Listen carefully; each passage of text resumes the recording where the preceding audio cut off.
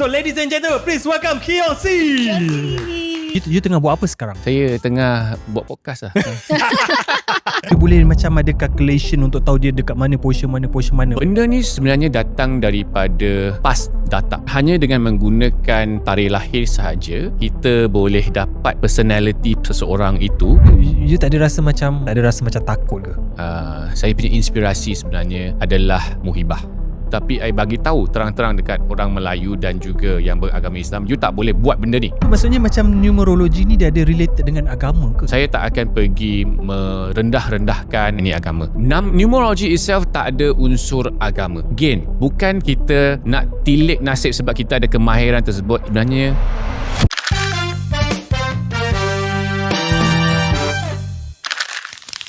Assalamualaikum. 大家好 Selamat datang ke Melayu Cina Podcast. Sayang, Ya. hari ni kita akan banyak main dengan numbers tau sebenarnya. Sayang suka nombor berapa? Dari dulu rasanya nombor 13. 13.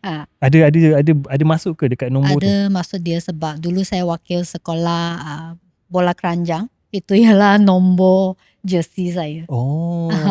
Okey lah. Tapi guys, episod kita kali ni adalah memang akan banyak bercerita tentang numbers.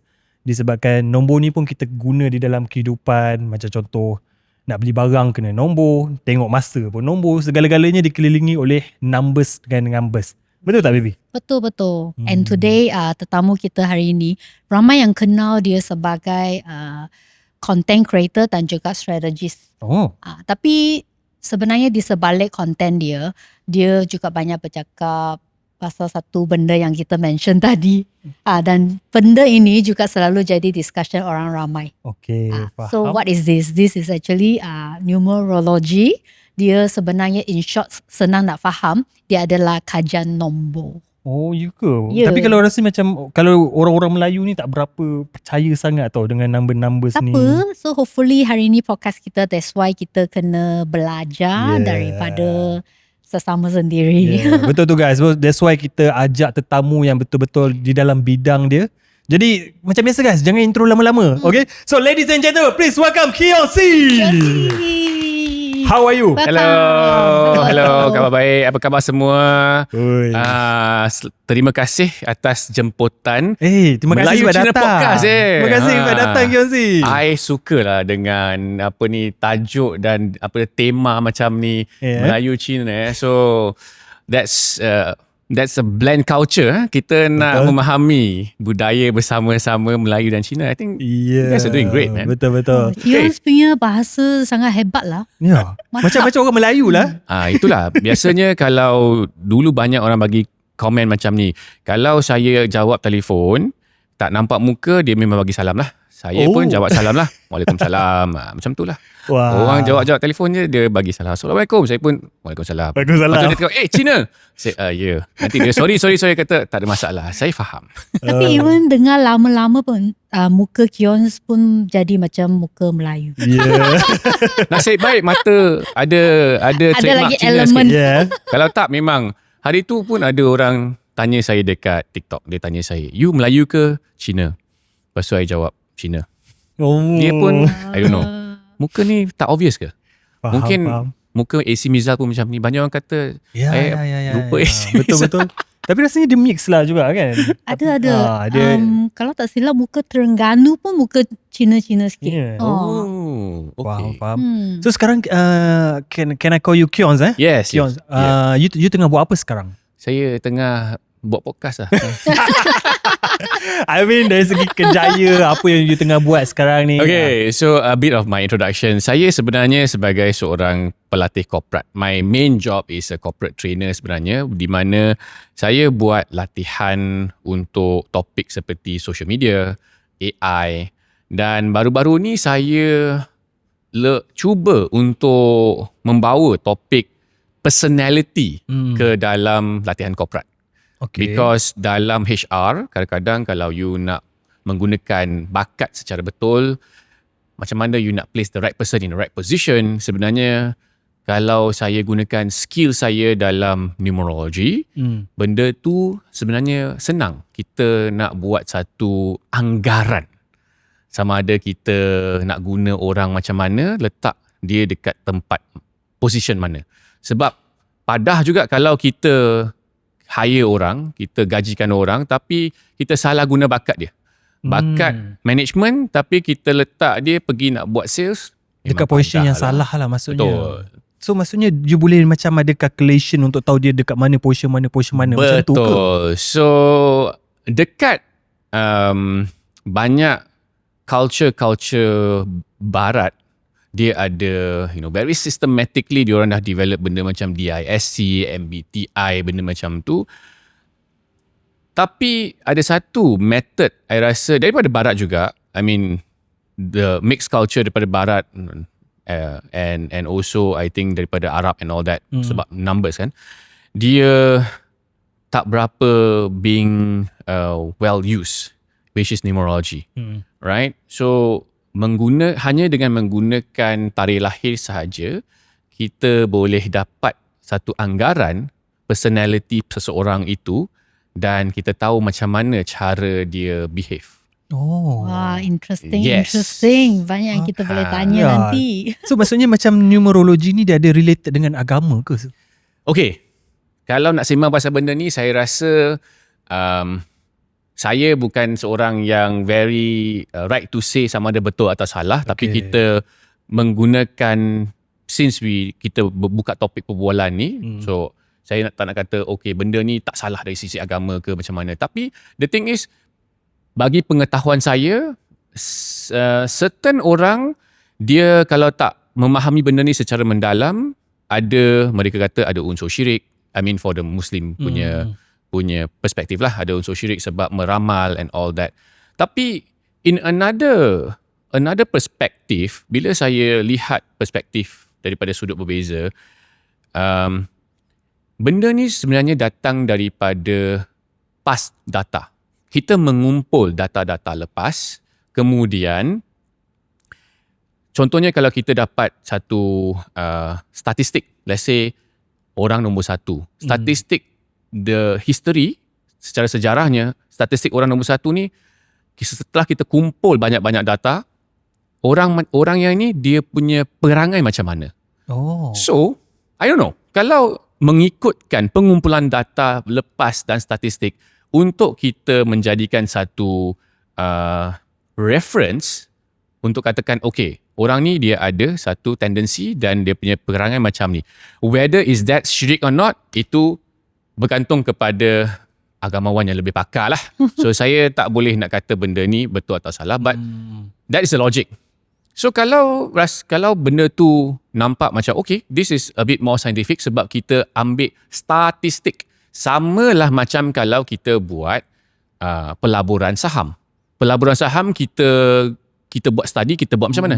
Kita tengok dia punya past data. Kita tengok dia punya performance company tu daripada tiap-tiap tahun, macam mana dia performance. Kita tengok dia punya price chart, dia punya trend macam mana. So kita dapat anggarkan bahawa okay, so sekarang ni dia dah sampai tahap macam ni. Kalau kita nak ikutkan technical analysis of a price chart in the stock market, macam tu lah. Okay, kita nampak macam ni, nanti ni mesti akan jatuh. Lepas jatuh sampai kat sini dekat support resistance, dia akan naik balik. So adakah kalau benda tu dikirakan syirik, that means you pun tak boleh menggunakan past data for price chart untuk buat ramalan masa depan, right? Betul. So, I don't know. This is my verdict lah. Kalau tanya saya, itu saya punya verdict, di mana kalau you kata, oh benda ni, anggaran ni tak boleh apa semua, then what about weather forecast? What about the price chart? Ya, saham. semua meramalkan, macam contoh cuaca. Dia boleh ramal yang esok akan hujan. Benda tu syirik ke tak syirik kan? Betul. So, kalau you tanya balik-balik pada soalan tadi, di mana you tanya, benda ni ada tak unsur agama? Sebenarnya, numerology itself tak ada unsur agama. Oh, tak ada relate dengan apa-apa agama Dia pun? tak ada unsur agama. Dia adalah satu sistem pengiraan dan anggaran menggunakan statistik. Okay. Oh, dia macam ChatGPT. ChatGPT pakai data lepas, betul. lepas tu dia Dia kumpul and then dia jawab. betul. Dia Dia dari segi macam tadi you ada mention pasal orang nombor 1, nombor 2. Apa benda maksud nombor 1, nombor 2, nombor 3 tu? So dalam sistem numerologi, setiap tarikh lahir, lepas kita kira-kira, dia akan hasilkan hanya 9 kebarangkalian saja. Sama ada you adalah orang nombor 1, nombor 2 sampai nombor 9. So in another words, you adalah tergolong daripada 9 personality. Sama ada you adalah personality number 1, number 2 sampai nombor 9. So itu adalah kebarangkalian yang tarikh lahir you tu jatuh pada personality orang nombor berapa. Dan setiap personality mengikut nombornya, dia akan ada ciri-ciri tersendiri. Macam mana perangai orang tersebut. Dan dengan itu, sebab perangai tersebut dan sebab kita dah collect data dan tengok data yang lepas, itu sebab kita boleh menganggarkan orang ini biasanya apakah dia punya kesudahan dalam hidup dia. Because patterns don't lie, numbers don't lie. Oh, itu yang orang cakap macam syirik tu, maksudnya you macam dia ni orang ni akan jadi apa dia menganggarkan orang ni, oh itu nasib dia. Tapi nasib ni, adakah kita anggarkan dia macam tu, dia mesti macam tu? Tak. Dia bukan carved in stone. Dia bukan nombor ni adalah kita cakap macam ni dia dah takdir macam tu. Tidak. Dia adalah satu anggaran yang kita lepas collect, mengumpulkan data-data lepas dan kita guna sebagai satu rujukan. 90% lah kita boleh kata. 90% dia akan end up sebab apa? Bukan nasib, sebab perangai. Okay, see. Episod kita kali ni disponsorkan oleh USA Drop. So kalau korang tengah cari supplier daripada China ataupun tak tahu macam mana nak cari produk dekat China kan, korang boleh gunakan USA Drop. Jadi you guys boleh register. Betul tak baby? Betul. Jangan lupa guna invitation code Daniel Zamri untuk dapat 3 free bulan membership. Free membership. Tapi benda ni hanyalah sehingga 2 September je. So korang kena register sebelum 2 September untuk dapat 3 bulan free membership ni. So guys, register sekarang dan jom kita sambung semula episod untuk hari ni. Bagi saya lah kita sembang saintifik sikit. Okay. Nasib tu sebenarnya datang dari mana? Adakah takdir? Saya tanya balik lah. Ni podcast ni boleh. Saya tanya balik. Nasib tu datang daripada mana? Maksudnya nasib tu datang daripada mana? Adakah takdir? Fikir balik kalau kita kata, kita punya nasib ni takdir. Tapi sebenarnya takdir tu berlaku atas tindakan kita sendiri, betul tak? Okay. Kalau that is a very wise answer. Tapi banyak orang dia rasa macam, nasib aku ni memang ditakdir lah. Tapi kalau kita fikir betul-betul bagi pandangan saya lah, nasib sebenarnya datang daripada kita punya habit, kita punya amalan. Tindakan kita tu lah kan. Kita punya amalan. Adakah you setuju yang orang miskin ada amalan orang miskin? Betul. Orang tak sihat ada amalan orang tak sihat. Betul. And orang yang sihat ada amalan sihat. Okey lah. I boleh kata kematian tu memang ditakdirkan. Yes. Macam mana kalau kita sihat pun, kalau dah tiba masa nak mati, memang itu takdir. Okay. But in terms of nasib untuk nak jadi sihat ataupun nak jadi kaya, do you agree that sebenarnya orang-orang yang dikatakan dalam kategori tertentu, dia ada amalan dia. Amalan orang sihat, amalan orang kaya, amalan orang miskin. So amalan ni yang menentukan nasib. Tapi after that kita tengok, before that kita tengok satu step sebelum. Amalan ni terbentuk daripada apa? Amalan ni terbentuk daripada dia punya action, tindakan harian. Ya, betul. Dan tindakan harian mulanya adalah daripada pemikiran. Kita start, let's say hari ini saya nak buat satu keputusan untuk nak jadi sihat. Daripada sini dulu. Lepas tu saya ambil tindakan untuk melakukan perkara-perkara yang boleh menjadikan amalan yang sihat. Okey, jangan tidur lewat, makan yang diet yang sihat. Kan? Lepas tu pergi bersenam. So selepas buat cukup masa untuk kita ulang-ulang, dia jadi satu amalan hidup. Dekat situ amalan yang berulang, dia akan jadi nasib kita, which is sihatlah, kita seorang sihat. Correct or not? Betul. So this is a pattern. Bila kita tengok orang nombor 1 kenapa kita boleh anggarkan? Ini most of the time 90% dia akan kesudahan dia macam ni. Sebab secara tak sedarnya itu adalah subconscious, amalan dia yang dia tak sedar. So banyak orang sebenarnya dia tak sedar akan amalan dia tu, dia tak pernah tanya sama ada amalan tu baik atau tak baik. That is how kita pakai numerology untuk menganggarkan sama ada orang ini dia punya outcome dalam hidup tu macam mana. Kenapa ada setengah orang punya nombor tu dia adalah lebih kepada jenis yang ada kejayaan dalam hidup. Because setengah orang tu kita nampak dia punya nombor tu secara subconsciousnya dia adalah orang yang ada amalan yang rajin, yang ambil tindakan, agresif. Orang macam ni biasanya kurang tak berjaya. Faham, Correct. make sense. So maksudnya macam let's say lah orang punya amalan tu dia contoh dia malas. Dia memang pemalas lah kan. Bangun pemalas apa semua. Kemudian dia pergi cari seseorang. Contohnya macam Kionsi kan. You boleh beritahu, oh you ni saya dengar tengok perangai you malas ni, apa yang akan berlaku macam ni lah. Betul? Kan? Contoh dia malas memang akan susah. Kehidupan dia Yes. susah. So let's say kalau dia dah tahu that number, apa yang dia kena buat? Okay. That's the thing yang benda ni saya cakap dia bukan satu tilik nasib, is because that's a power. Bila you ada kesedaran, you tahu kelemahan you sekarang ni ada pilihan, betul tak?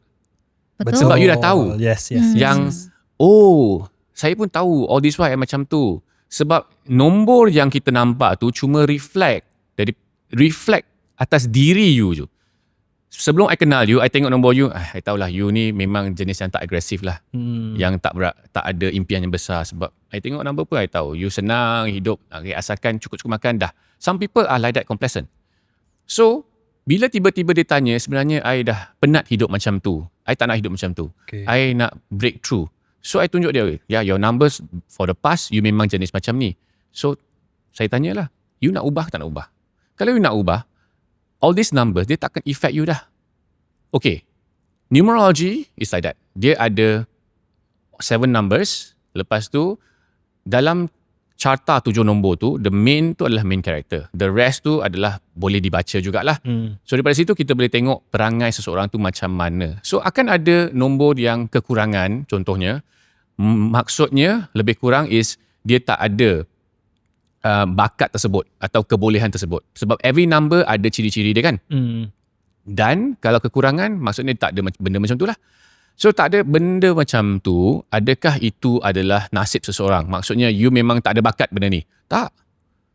Saya tak berpandangan begitu. Kalau you tahu you seseorang yang dilahirkan tanpa, contohnya nombor 2 adalah komunikasi lah. Bakat berkomunikasi. Kalau you dilahirkan tanpa nombor 2 dalam carta you, secara by defaultnya, you mungkin daripada kecil sampai you dewasa, you bukan jenis yang suka bertutur ataupun fasih untuk berkomunikasi. That's normal. You tak ada bakat tertentu sahaja.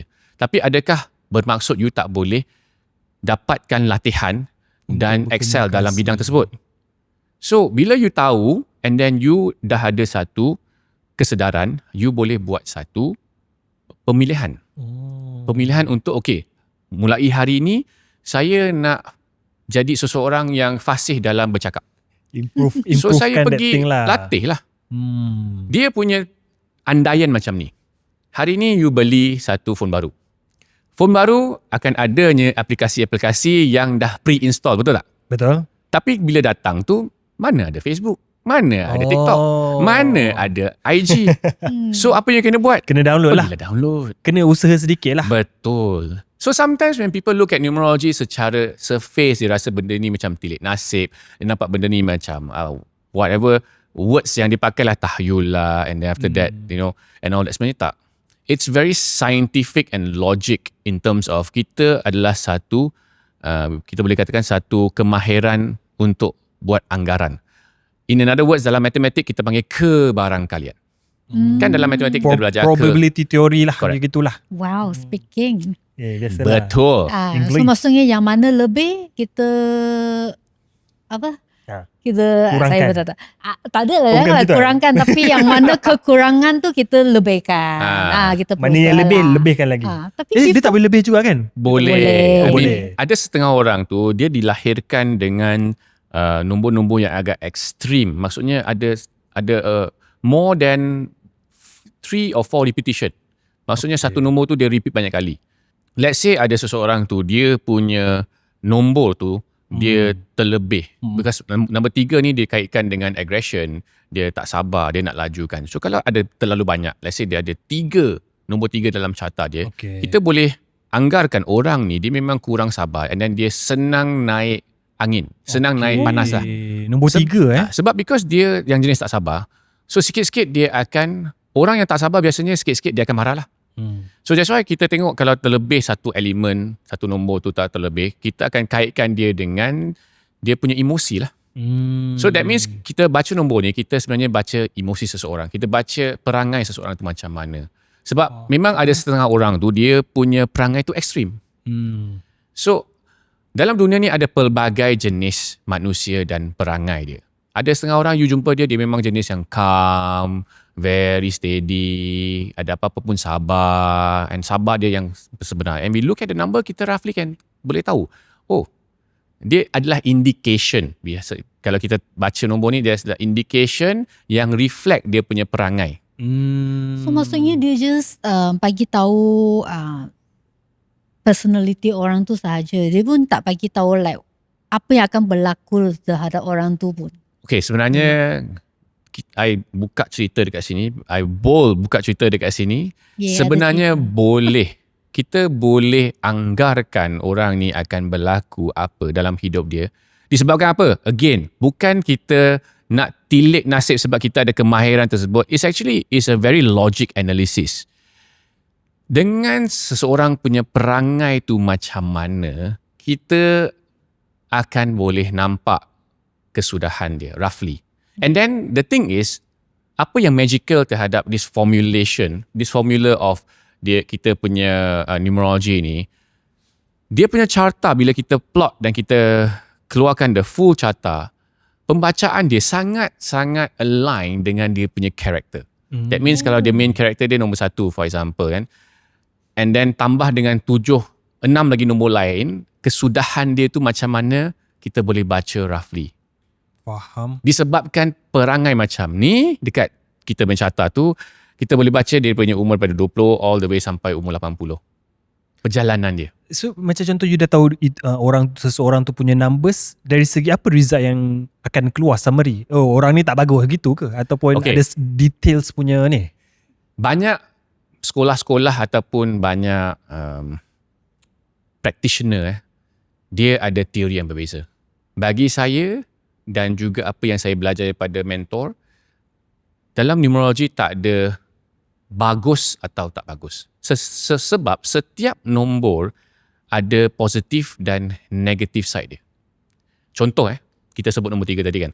Nombor 3 dia punya negative side adalah dia kurang sabar, dia nak cepat. Okay. Tapi positive side dia apa? Aggression, ambil tindakan. Orang yang boleh menjalankan sesuatu. Right? So, di mana you nak tengok diri you dan di mana you nak mengamalkan nombor-nombor tersebut yang tengah mengawal you punya personality.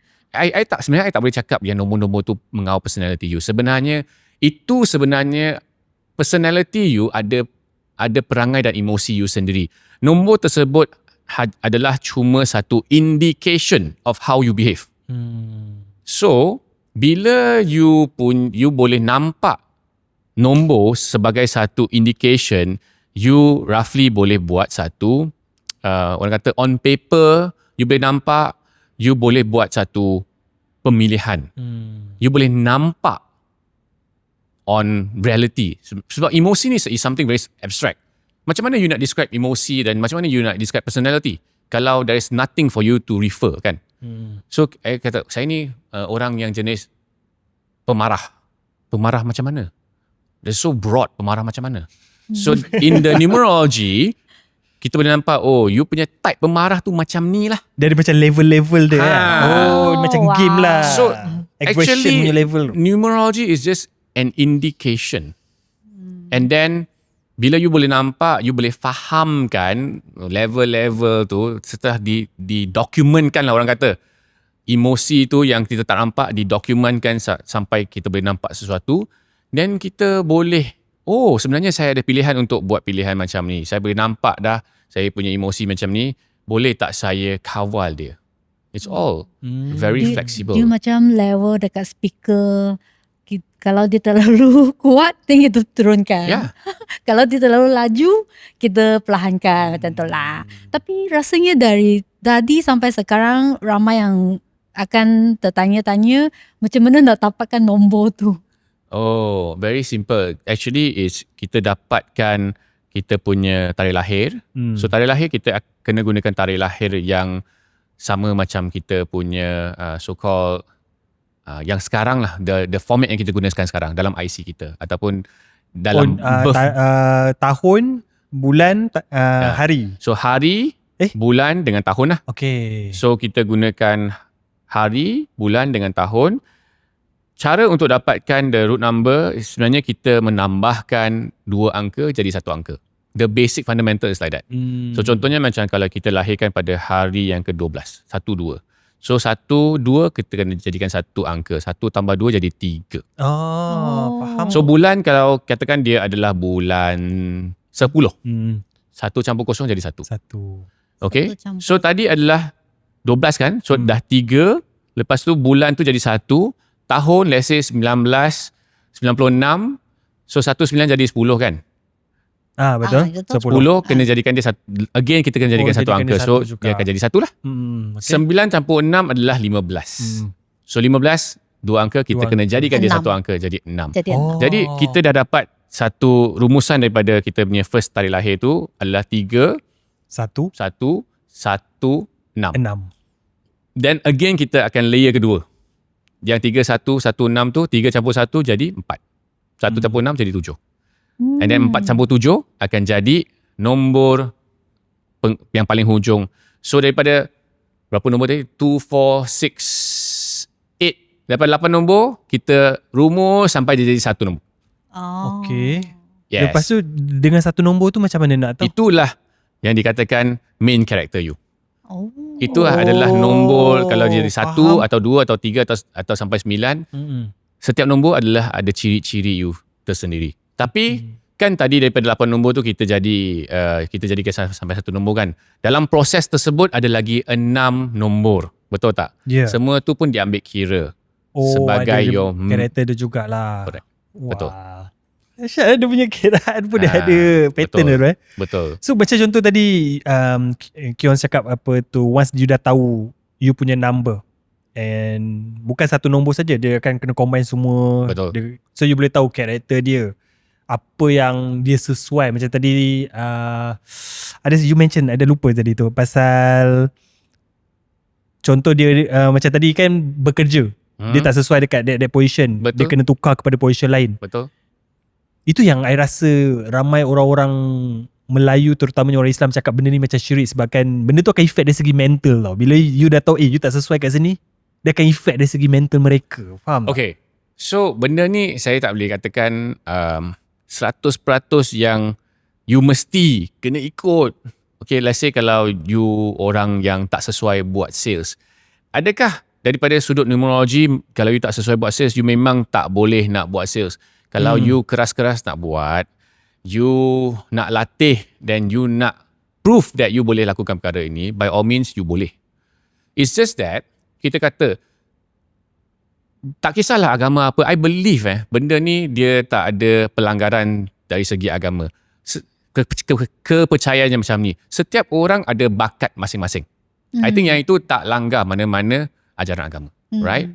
So, bila you ada bakat masing-masing, contohnya kalau daripada kecil, you memang bakat bersukan.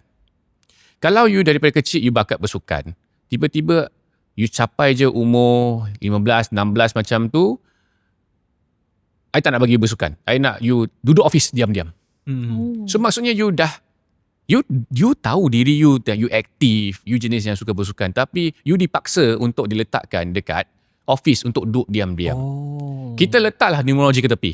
Kita just tengok personality seseorang. Kalau dia memang jenis aktif, tapi kita paksa je dia duduk office. Adakah kita membazirkan bakat dia? Bazir lah. Kita bazirkan bakat dia. Yeah. Dan tapi adakah maksudnya dia tak boleh lakukan kerja office? Tak. Kalau dia nak approve, dia nak buat benda tu, dia belajar, dia download that skill, dia boleh buat kerja office secara baiknya. Tapi the thing is, cuma masa dia buat benda tu, bukan benda yang dia dilahirkan sebagai bakat dia, mungkin dia tak akan happy buat perkara tu. Ya. Makes sense. So, balik-balik kepada perspektif numerologi, macam saya kata tadi, numerologi adalah satu indikasi terhadap kita nampak, kita roughly boleh tahu seseorang ni, dia dilahirkan dengan apa yang ada. Contohnya kalau setengah orang tu dilahirkan, dia memang hebat mengira-ngira. Hebat buat pengiraan, dia jenis yang detail. So bila orang yang macam ni, takkanlah kita nak bagi dia pergi buat kerja buruh. Lebih baik kalau dia jadi accountant, audit. Okay, benda yang very paper oriented. Ada orang yang numerologi dia menunjukkan indication yang dia ni memang ada ciri-ciri dia nak argue. Jenis yang boleh kita boleh nampak orang yang suka berdebate. Dan juga pada masa sama orang yang suka berdebate tu dia buat deep research. Dia memang jenis yang dia takkan percaya orang lah. Dia ada trust issue. Dia akan buat deep research. Kalau you bagi tahu dia apa-apa, dia tak akan percaya. Dia akan buat deep research sendiri. And then dia suka argue apa yang you bagi tahu dia. Orang yang macam ni kalau tak jadi lawyer, rugilah. Betul tak? Betul. Make sense? Ya. Make sense. Tapi dia maksudnya dia berada di salah position. Yes. So kita selalu kita kaitkan orang nombor 7 ni adalah orang yang ada trust issue. Orang nombor 7 ni ada trust issue. Dia tak akan percaya apa yang you bagi tahu dia. You bagi tahu dia, dia akan pergi buat research sendiri. Yes, betul. So orang nombor 7 adalah orang yang you tak payah nak convince dia. You cuma bagi tahu dia, tunjuk dia fakta apa semua, bagi dia cari jawapan dia sendiri. And then apa yang you bagi tahu dia, kalau dia negatif, kalau dia jatuh ke ciri-ciri negatif, dia memang akan argue balik. Dia akan debate. Tak, saya tak rasa macam tu. Orang nombor 7. So kalau orang macam tu, you dah tahu, dia dah ada skill macam tu, kalau dia gunakan secara baiknya, jadi lawyer, very good. Sebab lawyer perlu pergi cari evidence yang secukupnya. Betul. Dia akan fight. Dan kemudian nak fight. Betul tak? So, this is something yang interesting yang banyak orang tak nampak dari sudut numerologi, yang mereka rasa benda ni memang benda yang yang magical lah, yang sihir lah.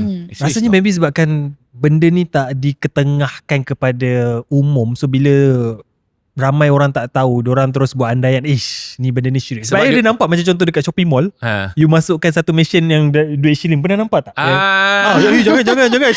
Sebab dia buat ramalan kan. Benda macam tu tahu. So maybe sebabkan orang tak dapatkan info yang tepat. Because people, itu sebabnya saya tak salahkan mereka. Mereka nampak benda ni secara very surface. Ni tilik nasib, benda yang sangat-sangat surface sajalah. Ni dia just tilik-tilik je, buat anggaran-anggaran yang tak apa. Tapi sebenarnya bila kita dalam industri tersebut, kita akan mencari punca dia. What is the logic behind this art? Kenapa kita kata orang nombor 7 macam tu? Kenapa kita kata orang nombor 3 macam tu? Kenapa dia ada kesudahan macam tu?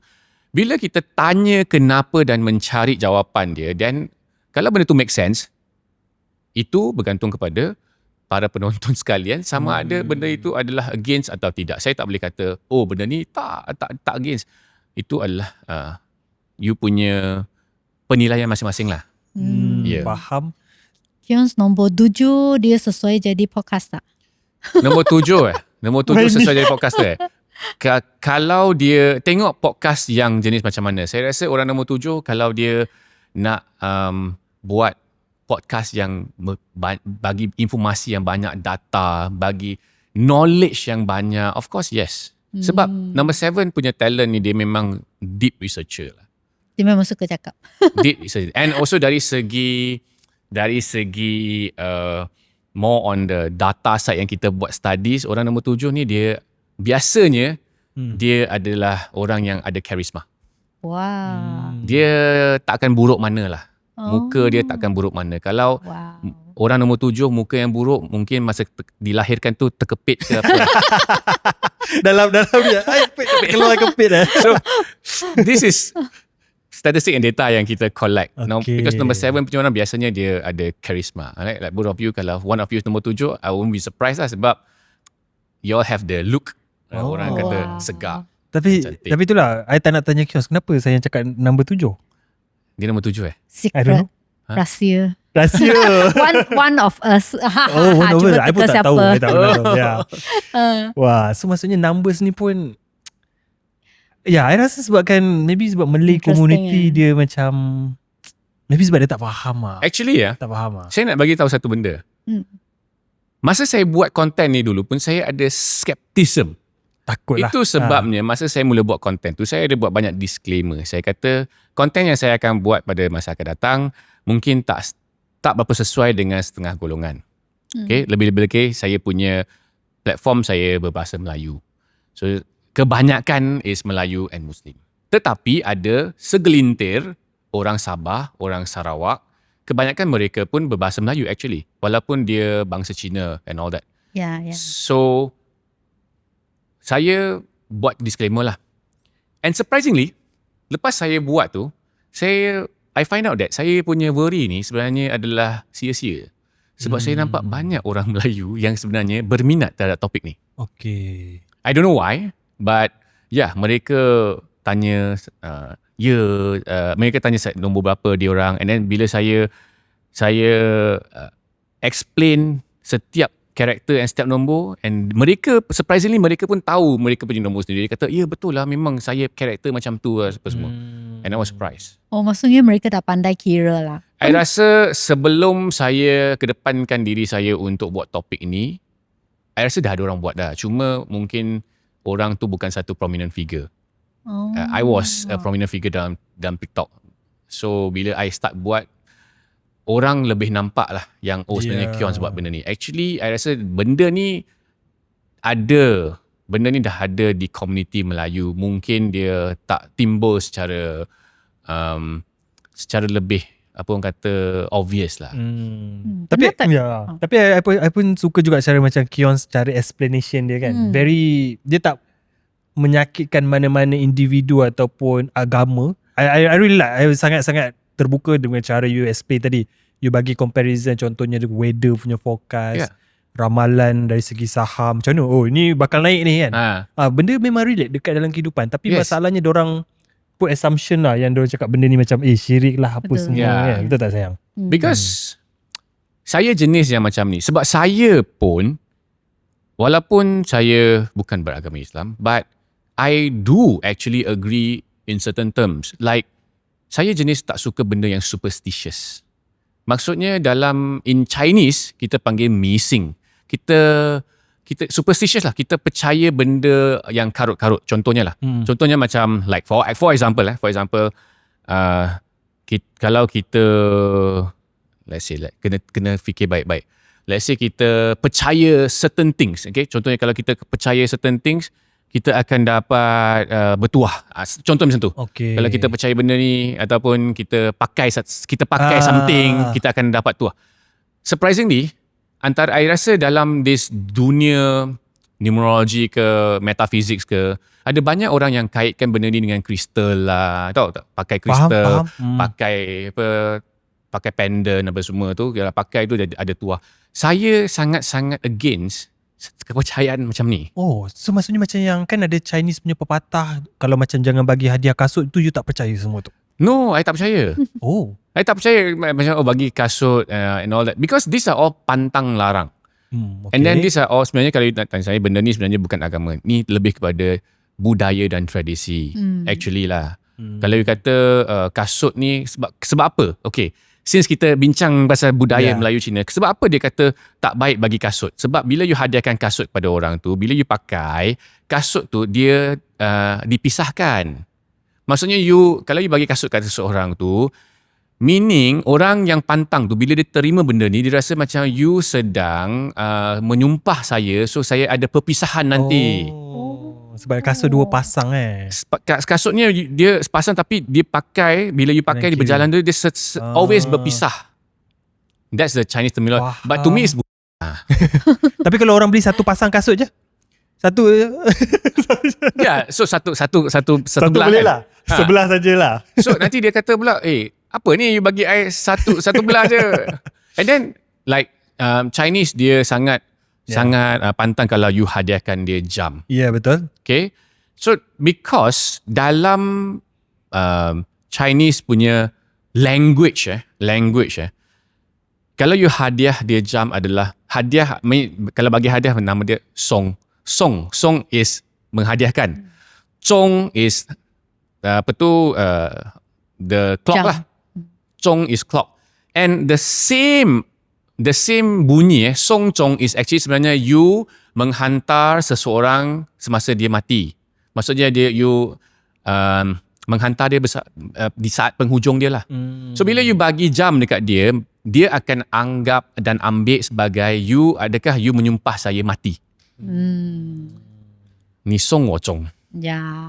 So jangan bagi. It's actually a language and orang rasa benda tu macam membawa bala. Yeah. But to me, I sangat tak percaya benda-benda macam ni. Yeah. Because bagi saya, kalau ajal dah tiba, orang bagi jam tak bagi jam pun, you akan mati. And that's my belief lah. So you see, for me, it's that saya memang jenis yang tak suka percayakan benda-benda yang superstitious.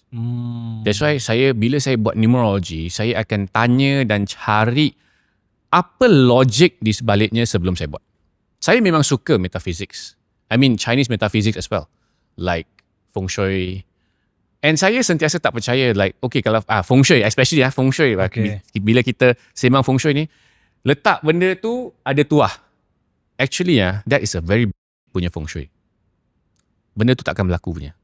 Maksudnya macam mana tu? Letak benda tu jadi tuah? Kalau you tengok banyak-banyak ajaran feng shui okay, contoh ni kucing ni. Kucing ni kalau you letak sini nanti dia akan bawa tuah. Mana ada perkara yang semudah itu. Kalau kucing ni boleh bawa tuah, dekat seluruh dunia ni takkan ada orang miskin. But what is real feng shui? Kalau you tanya saya, apa sebenarnya real feng shui? Real feng shui is sebenarnya kita, setiap arah dalam kita punya muka bumi ni, dia ada energi dia. Macam, you tahu magnet kan? Magnet di arah utara dia ada tarikan dia. That means dia ada kuasa tarikan dia. Okay, dia ada gravitational pull dia. So itu sebabnya kita nampak magnet dia ada dua belah kan. Yeah, betul. Satu belah dia kalau tolak satu belah. So same thing. Dalam muka bumi ni kita ada magnetic field, betul tak? So muka bumi kita punya magnetic field, that means arah yang tertentu dia akan ada dia punya magnetic field dan dia punya energi tertentu. Dia akan mempengaruhi kita sebagai manusia dari segi kita punya emosi and all that. Because of what? Sebab kita punya, scientifically, badan kita diperbuat daripada air. Okay. Hormones are dibuat daripada air and all that lah. So kalau kita dive in more scientifically, our hormones are also a type of liquid. So certain type of energy, feel, dia akan mempengaruhi hormon kita dan mengganggu emosi kita. That is real feng shui. Kalau you tanya saya. That is the feng shui that I believe. Interesting. Dia macam magnet lah. Dia. Betul. So, kenapa dia kata, okay, setengah orang, dia lebih bertuah kalau dia menggunakan certain arah. Contohnya. Ya, betul. It's not dia lebih bertuah, dia gunakan certain arah. It's sebenarnya, dia punya body structure lah. Maksudnya dia dilahirkan mengikut certain calculation. Certain arah punya energy tu menyebabkan dia lebih selesa. Bila you lebih selesa, pemikiran you lebih terbuka, cerah. Terang. Bila you buat perkara tu, you lagi cerdas. Bukan sebab arah tu you bertuah.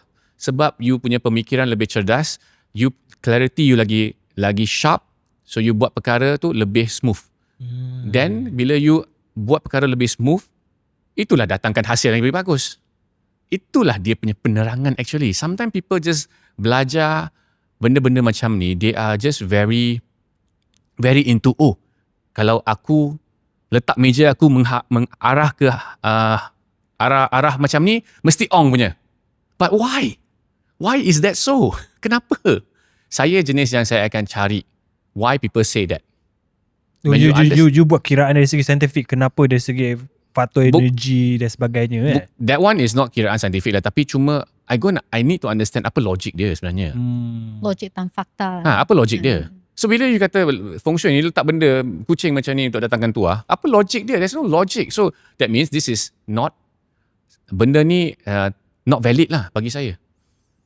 Kecuali kalau kita boleh dapat explanation dengan secara logik, baru you boleh If terima someone lah. logify that, but I think it's very hard to logify something. Kenapa? Kucing ni ada apa? Ada Mungkin roh. dia ada magnet. Ada roh ke? Ada apa ke? You know, that kind of thing lah. Yeah. And then orang kata, orang Cina tak sepatutnya pakai baju hitam. You know, pakai baju hitam is very bad luck.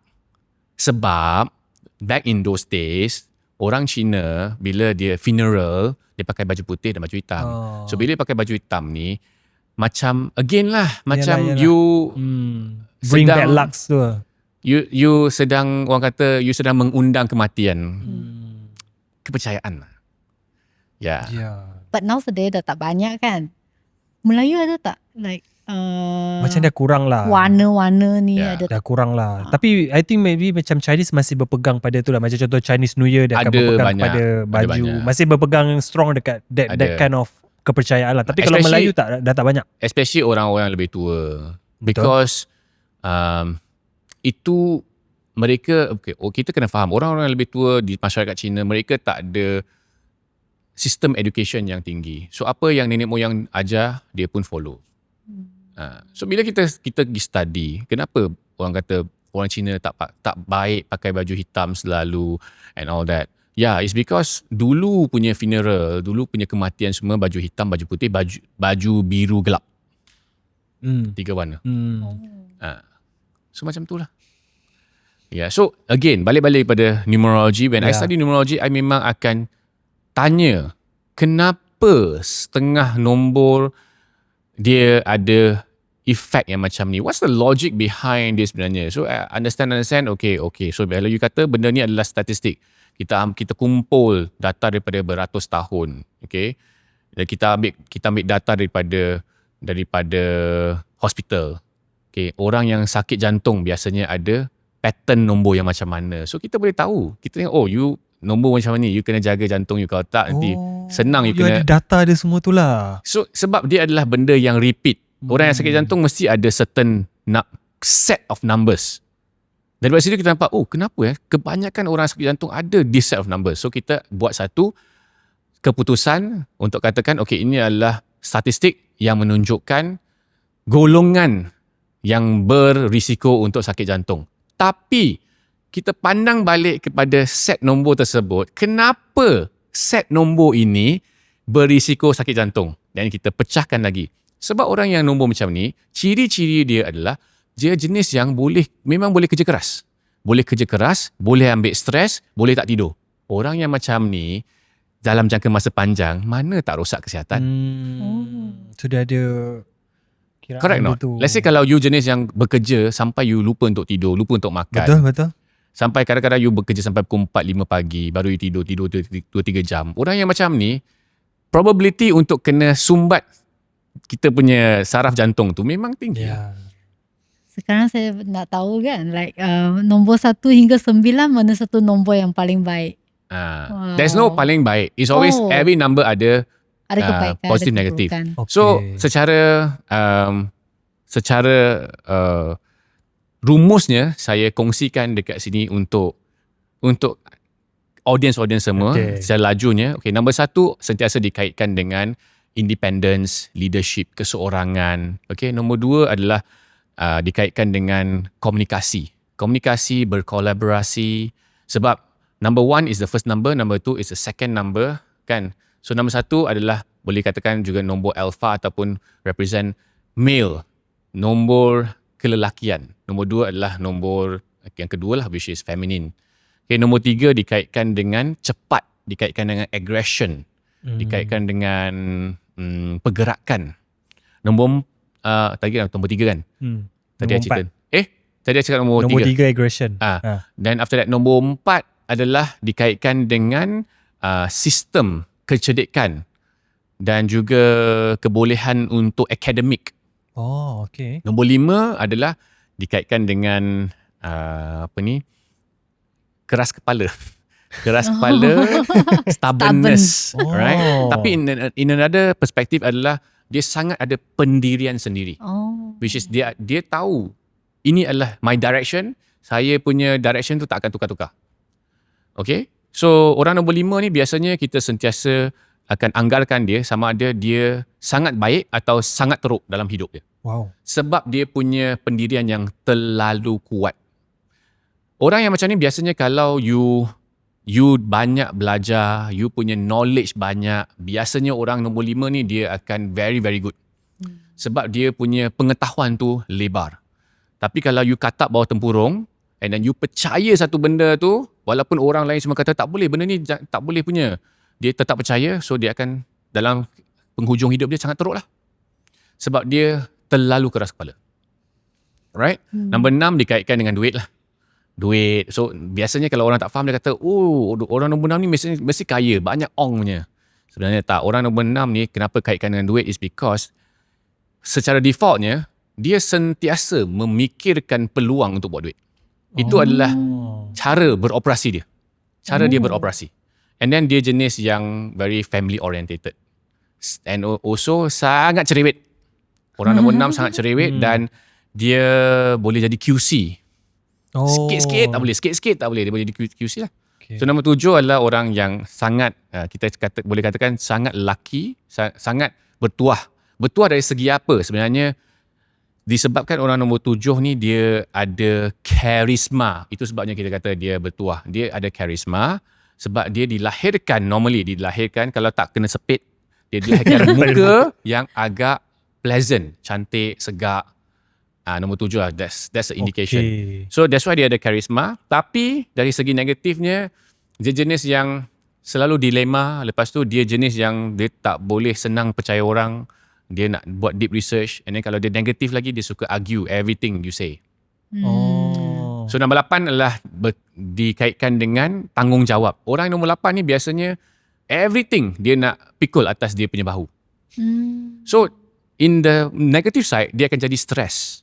Sebab hal dia pun dia pikul, hal orang lain pun dia pikul. Semua orang punya hal dia pikul, stress lah. Nombor 9 adalah nombor yang terakhir, which is kita kaitkan dengan kesempurnaan. That means the end of the numbers lah. Biasanya orang nombor 9 ni dia dapat sempurnakan sesuatu. Seseorang yang ada vision yang boleh pandang jauh. Because number 9 is the last number. So orang yang ada nombor 9 ni ataupun karakter nombor 9 biasanya dia tak tengok dekat-dekat. Dia jenis yang boleh tengok sangat jauh. Vision lah macam tu lah. Yes. So secara basic rumus adalah macam tu. And secara detailnya of course kita boleh pandang lagi deep lagi lah. Setiap nombor dia ada karakter-karakter and then also gabungan-gabungan nombor-nombor yang berlain-lainan, dia ada data yang kita collect bertahun-tahun. Bila 3 nombor kombinasi ni dia ada patternnya. Macam ni sekian. Antara semua nombor kan, saya perasan Kion dia explain yang paling panjang ialah nombor 5. Sebab nombor 5 is satu nombor yang very special and unique. Sebenarnya dia adalah satu nombor yang boleh jadi satu leader yang sangat besar. And then nombor 5 ni sebab dia adalah pertengahan antara semua nombor. You akan notice orang nombor 5 ni biasanya dia boleh berkawan dengan semua lapisan masyarakat. Orang yang sangat kaya dan berstatus, orang yang B40 yang miskin pun dia ada kawan macam tu. Because ada setengah orang dia akan kaitkan diri dia dengan golongan dia saja. That means you tengok kalau orang T20 dia hanya bergaul dengan orang T20 saja. Okay, orang B40 dia rasa macam dia tak setanding, so dia pun rasa macam orang-orang kaya, orang atas ni dia tak boleh nak fit dalam golongan tersebut. Tapi orang nombor 5 ni surprisingly dia boleh berkawan. Dia ada kawan-kawan yang on the two sides. Sebab two sides maksudnya baik dengan jahat pun ada. Yeah. Yang paling kaya, yang berstatus ada, yang even miskin pun dia boleh. jenis yang dia tak memilih kawan. And then orang nombor 5 biasanya dia orang yang jenis very brotherhood lah. Orang yang dalam bahasa Cina kita panggil henyo yiqi. Brotherhood. Dia memang akan anggap you sebagai sahabat. Kalau you minta tolong dia boleh bantu you. Bukan nombor 5 tadi tu yang dia stubborn ke, yang dia ada? Yes, satu ciri-ciri tersebut. Faham. Tapi dia pun jenis yang macam taiko. Biasanya dekat sini I spill sikit. Biasanya you tengok orang politician, ketua polis, hakim, semua ada nombor 5. Ni adalah pekerja-pekerjaan yang you know, dia ada power. Sebab dia punya the stubbornness, pendirian yang kuat. Politician kalau tak ada nombor 5 agak susah sebenarnya.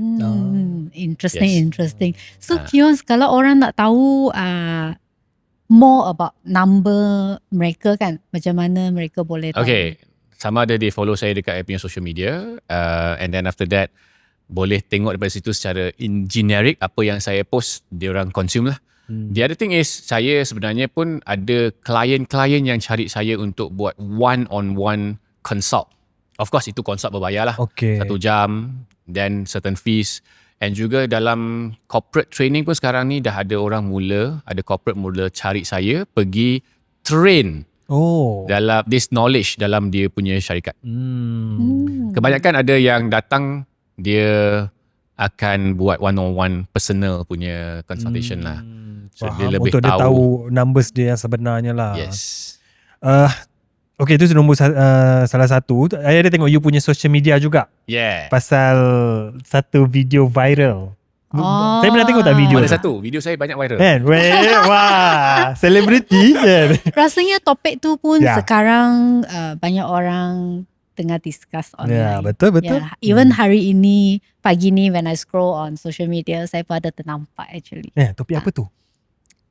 Topik pasal Dato' Kong. Baru-baru ni lepas saya buat that topic banyak pula isu-isu sensitif yang terkeluar tau. Macam baru-baru ni banyak yang saya tak nak sebut, tapi adalah kalau you notice social media dekat Dato' Kong tu ada benda yang tak sepatutnya, ayat yang tak sepatutnya berada di situ, which is bercanggah dengan agama Islam and things like that. Tu ayat apa yang ada kat situ? Itu ayat yang sensitif tu. Itu ayat Tuhan. Ayat Tuhan yang dekat tokong tu. Yes. So ayat kalimah. Okay, faham. So itulah benda yang berlaku. But anyway, apa yang you nak tahu tentang video? Okay, so I saw from that video, kenapa macam mana boleh ada berlakunya benda tu dekat sebuah tokong tu? I rasa kalau yang jenis yang yang not so sensitive, it's Dato' Kong itself, dia punya impression sebenarnya adalah satu orang Melayu. Actually kalau you nak tengok Dato' Kong dekat mana-mana lah, kalau you notice Dato' Kong itself adalah satu patung berhala yang berupakan seorang orang Melayu. Sebab apa? Dia pakai songkok ataupun pakai tanjak, and the same time dia pegang keris. Okay. So I think that is something yang hanya ada di negara-negara seperti negara Malaysia, Singapura, Indonesia, mungkin Brunei. Only these 4 country. I rasa kat Thailand pun tak ada. Sebab ini adalah satu budaya pemujaan yang telah dilocalize. Bukan datang daripada negara China. Okay, so Dato' Kong adalah gabungan antara ayat Dato' dan Kong, it's satu ayat Cina. Also membawa maksud Datuk. Okay. So Datuk. So maksudnya Datuk lah kan? You name it, yes. And then di sejarah tanah Melayu, sebenarnya sebelum agama Islam dijadikan agama utama orang Melayu, sebenarnya dulu orang Melayu dia ada amalan pemujaan penunggu. Kalau tak silap saya nama dia penunggu. Which is also dinamakan tuan tanah atau makhluk halus yang menjaga kawasan. Orang Melayu dulu pun dia membuat pemujaan begitulah sebelum agama Islam berkembang pesat dan benda tu jadi syirik. Tapi sebelum benda tu orang Melayu pun ada this practice. So pada tahun lebih kurang dalam 1800 masa tu, banyak buruh Cina datang daripada negara Cina, dia tak boleh membawa dia punya penjaga tanah yang ada dekat negara Cina, tanah besar. Okay. So bila datang sini, dia pun observe, orang Melayu pun ada amalan pemujaan dan kepercayaan di mana setiap tempat tu ada dia punya penjaga dia dari bentuk makhluk halus. So dekat situ, orang Cina pun terfikir, sebenarnya kita pun ada nama dekat amalan ataupun kebudayaan Cina adalah Tu Ti Kong. Tu Ti tu maksudnya tanah lah. Tu Ti is tanah. Kong tu maksudnya adalah datuk tanah lah. Okay. So, and then baru orang-orang Cina tahu yang sebenarnya nama penunggu ataupun makhluk halus yang dipuja dekat tanah Melayu daripada orang Melayu, nama dia Datuk Keramat. So from there on, orang Cina dia kreatif lagi, dia kreatif sikit. So sebab dia sebab dia tahu this information, so dia pun jadikan dia visual, dia visualize kan. Sebab maksudnya visualize, nyatakan benda tu. Okay, dia visualize lah sebab orang Melayu dulu sembah tak ada patung berhala, cuma ada nama, dia Datuk Keramat. Faham. Roh Datuk Keramat. Lepas tu dia just bagi bahan pemujaan. So orang Cina sebab ada budaya untuk ada satu figura untuk dia berhadap kan. So that's why bila dia tahu this information, dia pun adalah imajinasi, Datuk Keramat ni adalah seorang orang Melayu. So di situlah mulanya ada dia punya figura keluar, ada pakai tanjak, pakai baju Melayu sebab dia adalah orang Melayu kan. Pakai tongkat. So that's why dekat situ mulalah ciptaan patung berhala Datuk Kong yang berupakan orang Melayu. That is how it begin. Lepas tu dia dah jadi satu amalan dan kebudayaan. So actually orang Cina dekat Malaysia ni sebenarnya meminta restu ataupun meminta perlindungan daripada roh yang dikatakan roh Melayu dekat tanah Melayu ni, dekat Malaysia lah. So maksudnya dia minta perlindungan bukan macam sembahyang, bukanlah kan? Chinese is like that lah. Orang Cina biasanya kalau dia sembah, the few things lah, dia minta perlindungan. Dia sembah tu, there is a objective. Macam minta persetujuan, minta nak duduk dekat tempat ni kena minta izin lah. Minta macam izin tu lah. one thing, dia minta apa-apa, apa orang kata tu, that word, dia minta something yang diharap dapat perlindungan ke, dapat diberkati ke, that word, diberkati. So So maksudnya sekarang ni dekat Malaysia, Datuk Kong dia punya penjaganya lah, yang based on kepercayaan orang-orang Cina sekarang ni. Yes. Penjaga tanah, penjaga area.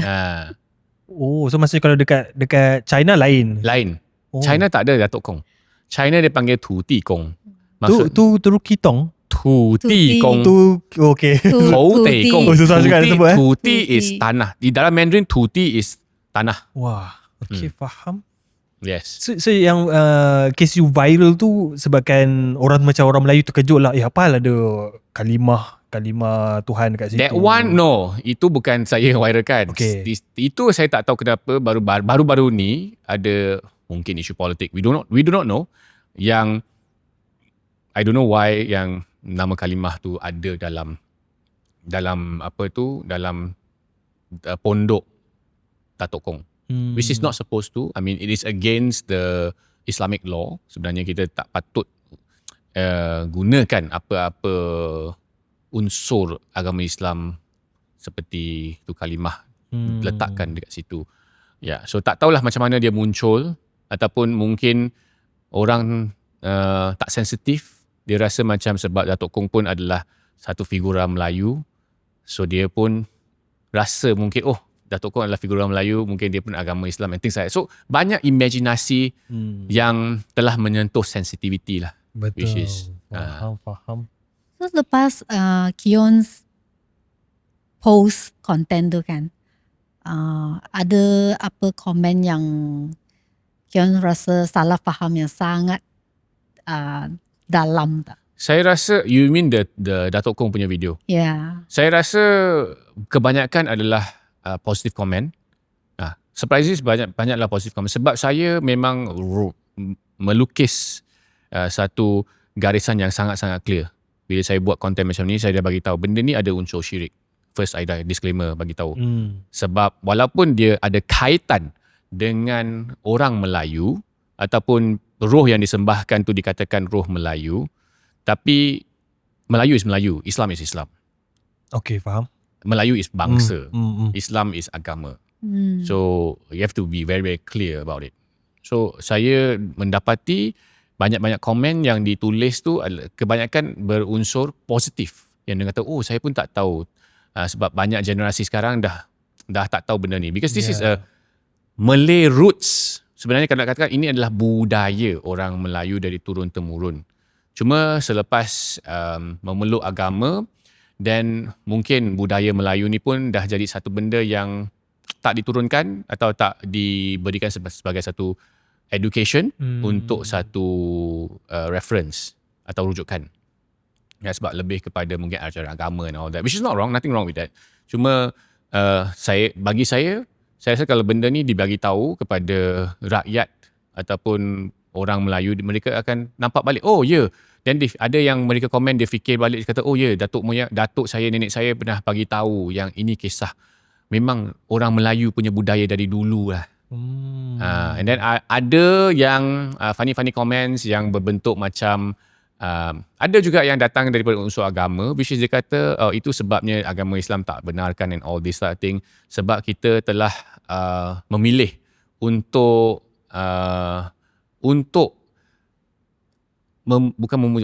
memilih untuk accept yang the highest creator.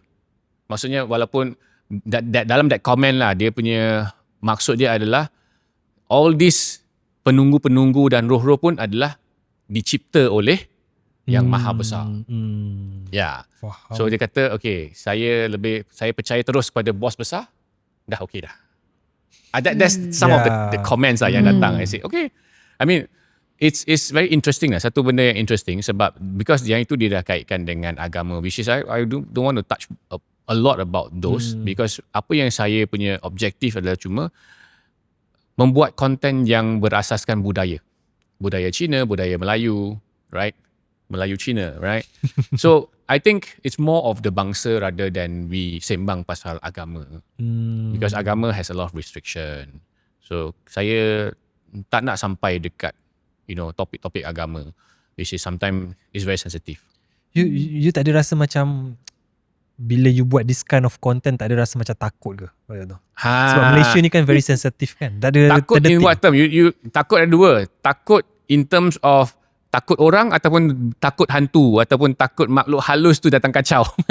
Itu I don't think maybe you percaya ke tak, tapi I mean dari segi authority kan, benda-benda ni kan agak sensitif sebab tak ramai yang buat this kind of topic tau. Itu sebabnya saya tak nak sentuh banyak kepada agama, and then also saya melukis satu garis yang sangat-sangat terang, which is number one, saya kena pastikan konten-konten saya tak ada unsur menghina ataupun merendah-rendahkan mana-mana agama. That's my policy.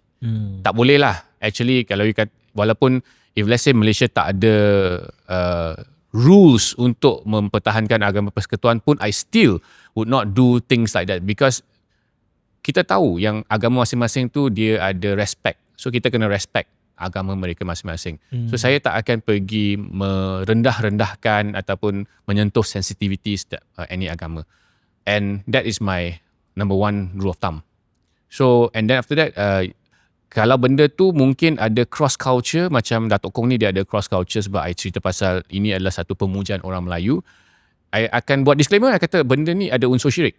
Which is kalau you agama Islam, you not supposed to. I terus bagi tahu terang-terang, walaupun apa yang kita sembah tu nampaknya adalah macam kita sembah roh Melayu, tapi I bagi tahu terang-terang dekat orang Melayu dan juga yang beragama Islam, you tak boleh buat benda ni. It's only for the Chinese. Lah. Faham. You is for the Chinese, walaupun kita sembah tu adalah roh Melayu. Sebab kadang-kadang orang fikir, dia roh Melayu, kita orang Melayu boleh je. Tak boleh, sebab you orang Islam, you tak boleh buat benda tu. Betul. Because I know, I ada sedikit knowledge terhadap the I berada dalam komuniti orang Melayu kan, Yeah. and also komuniti orang Islam. So I know apa yang dia kepercayaan dia tak boleh buat.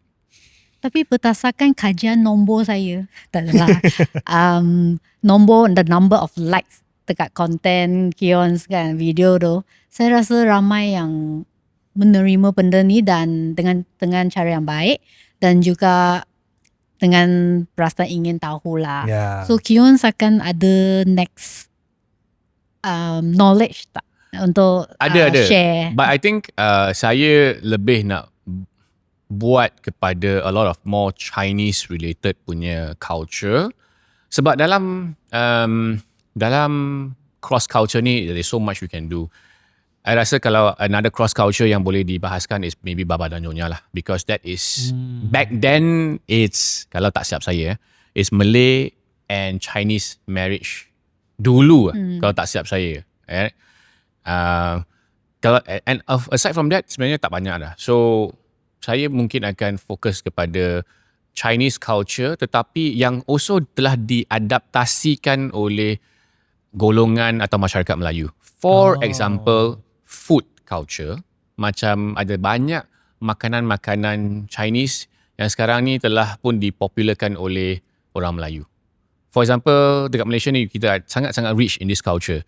Chee Chong Fan. Sekarang ni Melayu pun banyak buat Chee Chong Fan, right? And then the other one is satu lagi adalah dumpling, the bakcang. I nampak viral sangat sekarang ni dekat TikTok, bakcang yang diusahakan dan dijual oleh orang Melayu. So, and bakcang has a very rich origins, 2000 tahun daripada asal negara China. Wow. Yeah. So sayang, kita tunggu Kions punya konten jadi viral, kita jemput dia lagi. Betul. So Kions, ada tak kata-kata kepada peminat ataupun sesiapa yang nak lebih tahu lebih lanjut? Okay, saya tak tahu audience daripada mana. Mungkin ada juga audience saya dekat sini. Saya punya objektif dan saya punya inspirasi sebenarnya adalah Muhibah. The reason, I tak tahu kenapa, I rasa macam I sentiasa ada satu calling that kita dalam Malaysia ni sepatutnya kita lebih letak banyak perhatian untuk mengeratkan perhubungan antara kaum rather than kita mewujudkan perbalahan, lepas tu konflik antara kaum. So I always pegang pada satu objektif macam tu. Jadi saya punya content pun banyak yang ada unsur-unsur yang promote harmoni. Itu sebabnya I banyak buat cultural stuff untuk bagi lebih ramai orang faham tentang culture Chinese. And then in the future pun, kalau boleh saya nak pergi explore tentang budaya-budaya Melayu, tradisi Melayu dan jadikan dia satu content. Dan mungkin dalam konteks tersebut, dalam konten budaya Melayu, maybe I will deliver it in Chinese. Sebab I deliver Chinese culture punya konten dalam bahasa Melayu supaya orang Melayu faham budaya Cina.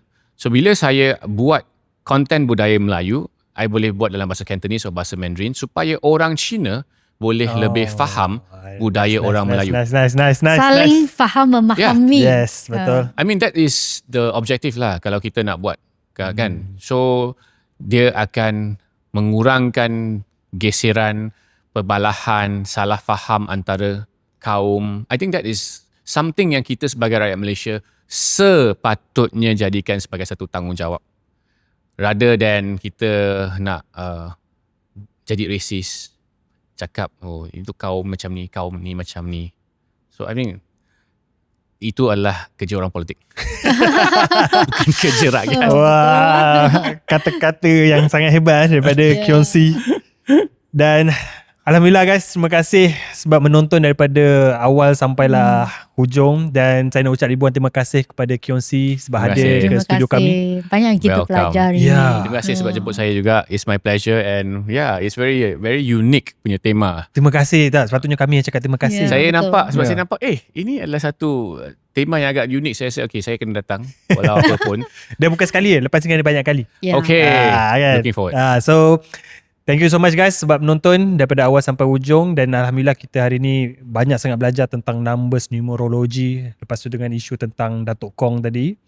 Dan kalau you guys nak lebih more info, jangan lupa untuk follow Kionsi dekat TikTok, Facebook, dekat semua platform Subscribe juga dekat platform ni. Saya rasa ini satu platform yang sangat-sangat very ada nilai yang besar. Terima kasih. Untuk mengeratkan perhubungan antara kaum. Betul. It's a good effort. Yeah, so guys, that's all for today's punya episode. Jangan lupa untuk like, comment, share dan juga subscribe. See you guys in the next episode. Bye bye. Assalamualaikum. See you. Thank you.